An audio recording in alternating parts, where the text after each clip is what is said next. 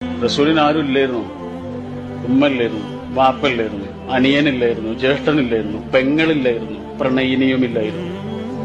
റസൂലിന്റെ ജീവിതത്തിലേക്ക് കടന്നു വന്ന സ്നേഹത്തിന്റെ എല്ലാ അംശങ്ങളും എല്ലാ ഭാവങ്ങളും റസൂലിന് നൽകിയ സ്ത്രീയായിരുന്നു ഖദീജ ബീവി.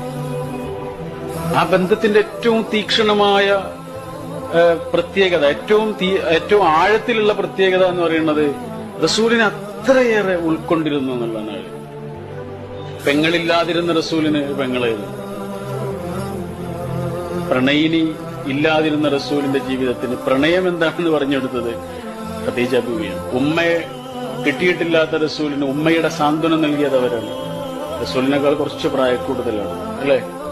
നിങ്ങളിങ്ങനെ എണ്ണി നോക്കൂ. റസൂലിന് മക്കളെ നൽകിയ ഒരേ ഒരു ഭാര്യയാണ് ഖദീജ ബീവി. മറ്റു ഭാര്യമാരിലൊന്നും റസൂലിന് മക്കൾ നേടിയില്ല.